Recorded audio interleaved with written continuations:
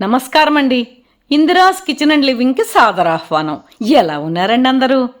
నా ఛానల్లో ఇంతవరకు మన సాంప్రదాయాలు శీర్షికన ప్రతి శిశువుకు షోడశ సంస్కారాలు చేసే పద్ధతిని ఒక్కొక్కటిగా చర్చించుకుంటూ అక్షరాభ్యాసం వరకు వచ్చాం కదండి. ఈ వీడియోలో అక్షరాభ్యాసము అంటే ఏంటి, ఎప్పుడు చేయాలి, శాస్త్రము కాలమాన పరిస్థితులను అనుసరించి చేయాలో అన్న విషయం మీద నా పరిజ్ఞానంతో మీ ముందుకొచ్చానండి.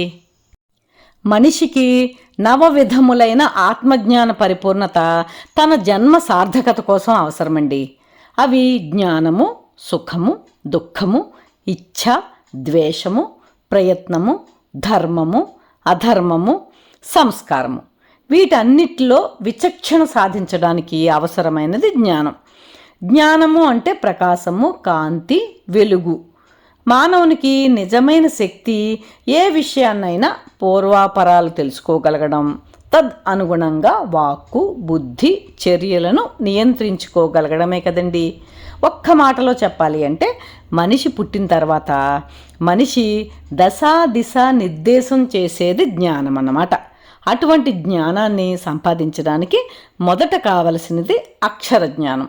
అక్షరము అంటే నశింప చేయలేనిది, అభ్యాసము అంటే సాధన, పూజ. దీనిని ప్రసాదించేది త్రిశక్తి స్వరూపిణి అయిన జ్ఞాన సరస్వతీదేవి.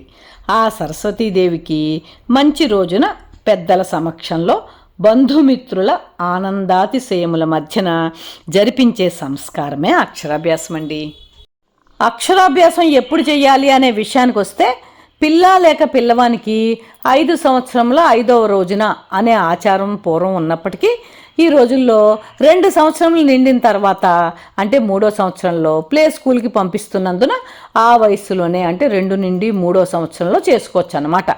4వ సంవత్సరంలో చేయకూడదు. అక్షరాభ్యాసానికై ఉత్తరాయణం శ్రేష్టం. అలాగే మాఘశుద్ధ పంచమి అంటే వసంత పంచమి, దేవీ నవరాత్రుల్లో మూలా నక్షత్రం రోజున, విజయదశమి రోజున ముహూర్తంతో పని లేకుండా అక్షరాభ్యాసాన్ని జరిపించవచ్చండి.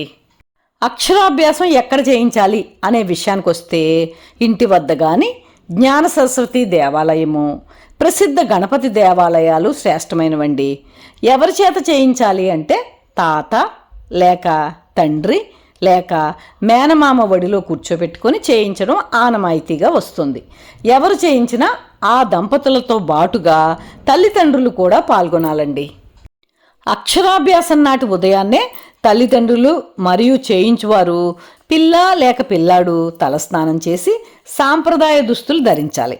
అక్షరాభ్యాసం విద్యార్థికి కొత్త బట్టలు వెయ్యాలి.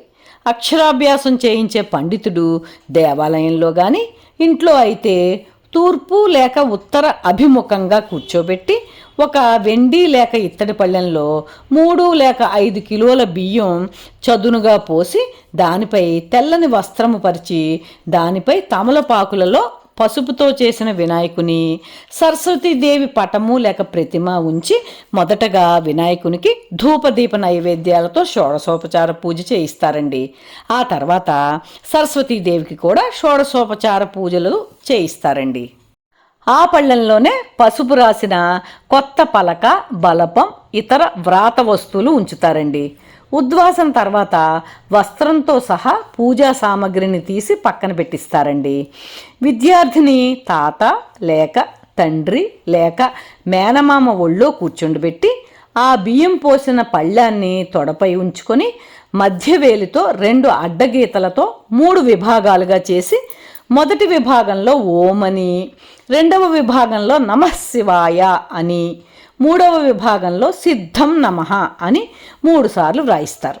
ఆ తర్వాత పూజలో పెట్టిన పలక, బలపం తీసుకొని దానిపై ముందుగా ఓం నమః శివాయ అని వ్రాసి పిల్లవాని చేత ఒక్కొక్కరుగా దిద్దిస్తారు. అలాగే 3 మార్లు కూడా ఓం అని ఓంకారాన్ని పలికిస్తారు. ఓం అంటే బీజాక్షరం అన్నమాట. ఈ బీజాక్షరాన్ని తేనెలో ముంచిన తమలపాకు కాడతో కానీ దర్భతో కానీ విద్యార్థి నాలుకపై ఉచ్చరిస్తూ 3 మార్లు వ్రాయడం అనే ఆచారం కూడా కొన్ని చోట్ల ఉందండి.